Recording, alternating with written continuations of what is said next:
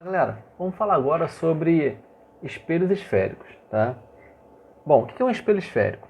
O espelho esférico é uma, uma região, né, esférica, uma calota esférica que tenha a possibilidade de refletir, tá? Então imagina que você pega uma esfera e corte um pedaço dela. Então imagina aqui, ó, eu estou representando nessa esfera por essa circunferência aqui, é como se eu tivesse cortado, né, uma seção transversal dela. Aí imagina que eu pego aqui, ó, e corto essa parte, tá? Cortei. Então eu retirei toda essa parte aqui, ó, dela, tudo bem? Então vai ficar assim, ó. Aí vamos supor que eu pegue um dos lados dela, né, dessa parte que eu tirei, e deixe bem polido, tá? Por exemplo, imagina que eu deixe a parte de dentro polida, tá? Essa parte aqui. Eu botei esses 3 risquinhos aqui para indicar que essa parte que eu botei risco não está polida, não está refletindo. É só essa parte de dentro. Tudo bem? Então, se um raio de luz vier e incidir aqui, né, ele vai refletir de acordo com as leis de reflexão, né? Você traça uma reta auxiliar normal, vai ter um ângulo aqui, um ângulo incidente, né?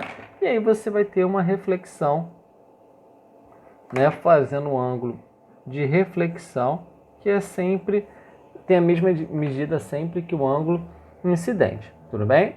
Bom, e aí você pode se perguntar, pô, mas e se eu pegasse o outro lado para refletir, né? Coloquei aqui o outro lado. Vai acontecer a mesma coisa. Você vai ter um raio de luz, ele vai bater, vai refletir de acordo com as leis da reflexão, né? E pronto. Você vai ter aí também uma situação de reflexão, tá? Então, um espelho esférico basicamente é isso. A essência dele é essa, né? Você retira uma parte de uma esfera, né? E bota um dos lados dela, ou o lado interno ou o lado externo, para refletir. E aí você vai dar nome para isso. Se a parte de fora reflete, é convexo. Tipo isso daqui, ó. É a parte de fora que está refletindo. Se a parte de dentro da esfera que vai refletir, é o que? É côncavo. Tudo bem? Então esses são os nomes que a gente vai ter aqui. Tá? Bom, e lembrando, toda circunferência, toda esfera, ela tem um centro. E você vai ter, né, uma distância desse centro até a esfera, que é o raio. Tá? E aí, quando você pega um desses espelhos, né, você continua tendo essa medida. Por exemplo, ó, nesse espelho aqui, né, o centro ficaria mais ou menos aqui. Eu posso chamar esse centro de C ou de R, de raio de curvatura, tanto faz. E é muito importante para a gente sempre usa isso, tá? Então, olha só, elementos dos espelhos esféricos, tá? Vamos pegar aqui, ó. O espelho esférico, ele vai ter um eixo principal, ok? Que é uma linha que vai do raio de curvatura até o espelho, centralizando, né, pegando sempre no meio que você tem, tá? E onde esse eixo encosta no espelho, a gente chama de vértice do espelho. Então botei aqui, ó, R, raio de curvatura, V, vértice do espelho, tanto no côncavo quanto no convexo, ok? Bom, além disso, você também vai ter uma região que você chama de foco. Vou botar aqui F, é região focal, é o foco, tá? Aonde que ela é? Bom, se você botar raios paralelos, tá, ao eixo principal incidido no espelho, ele vai focalizar, né, todos esses raios em uma região que é o foco no espelho côncavo. E se for um convexo, aqui, ó, esse aqui é o convexo. Se você prolongar os raios refletidos, eles vão se encontrar numa região que vai ser o foco. Tudo bem? Então, no espelho côncavo, se você bota um monte de raio de luz paralelo ao eixo principal, ele focaliza, né, todos esses raios de luz refletidos em um ponto que é o foco. Se for um convexo, né, a prolongação dos raios refletidos vai se encontrar em um ponto que aí vai ser o que você chama de foco. E aí, matematicamente, você pode falar que esse foco ele é aproximadamente, tá, metade do raio de curvatura. Tudo bem? Por isso que é importante saber o raio de curvatura do espelho. Ok? E além disso, tem mais um termo que é importante a gente saber, tá? Que não é muito usado, mas é legal saber. Se você pega as extremidades que você tem, tá, do espelho, né, você vai ter um ângulo, chama aqui de ângulo θ, tá?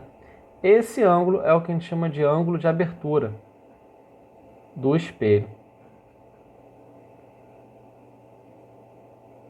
E isso é importante porque, assim, para a prova que a gente vai fazer, né, no nível que a gente está trabalhando aqui, acaba que isso não é muito importante, mas todas as regrinhas que a gente vai ver, todas as fórmulas que a gente vai ver matemáticas, elas só servem para ângulo de abertura pequeno.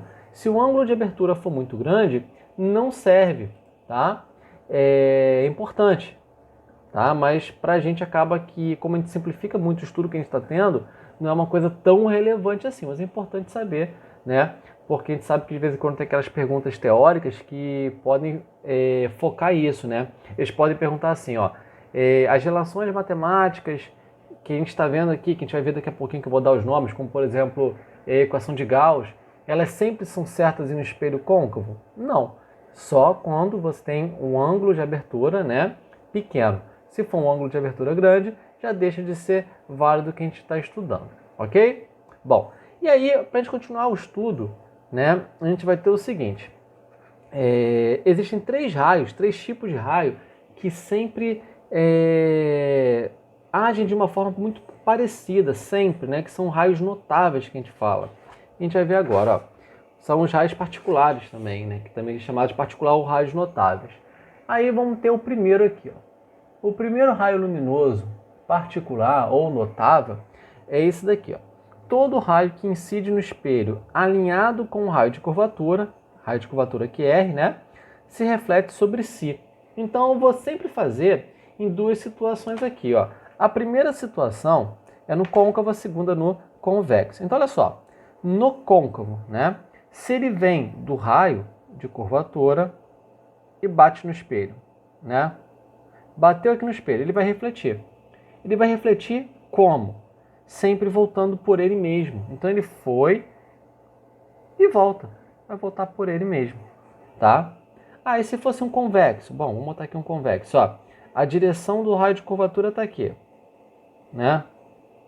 Se um raio de luz bate assim no convexo, vai refletir por ele mesmo, sempre. Isso aqui é um raio particular. Sempre acontece dessa forma num espelho, tá, esférico, tanto côncavo quanto convexo. Todo raio de luz que vem na direção do raio, tá, vai refletir sempre na mesma direção, ok? Bom, segundo raio particular, todo raio que incide no vértice do espelho, chamei aqui de V, reflete simetricamente em relação ao eixo principal. Então, olha só, vamos botar aqui nesse espelho côncavo um raio incidindo assim, ó, né?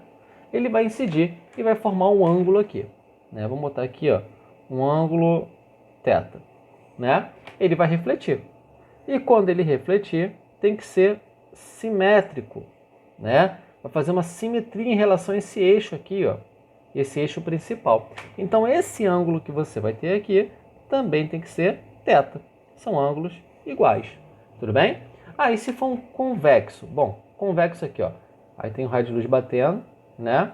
Você vai ter um ângulo aqui, θ, né? E aí quando ele refletir, tem que ser simétrico. Então vai formar um mesmo ângulo θ. Ok? Por mais que o desenho não fique igual, a ideia era ficar. Tudo bem? Bom, isso em qualquer espelho esférico. O terceiro raio que a gente tem aqui, ó. Todo raio que incide paralelo ao eixo principal reflete alinhado com o foco. Então, olha só. Bom, no espelho côncavo, né? Aqui.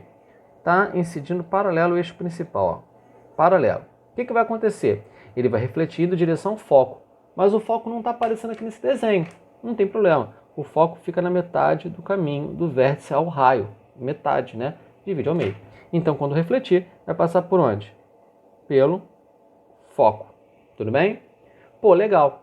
Mas eu botei alinhado. Por que eu botei alinhado e não coloquei vai direto para o foco? Porque, por exemplo, aqui, ó, imagina um espelho convexo, né?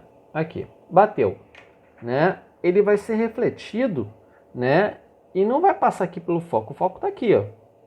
Mas ele vai estar alinhado na mesma direção, né? Então eu pego a direção aqui do foco e ele vai refletir assim, ó. Tudo bem? Ou seja, os raios particulares, que são esses três, eles servem tanto para o côncavo quanto para o convexo. É importante, né, a gente deixar isso bem claro, ok?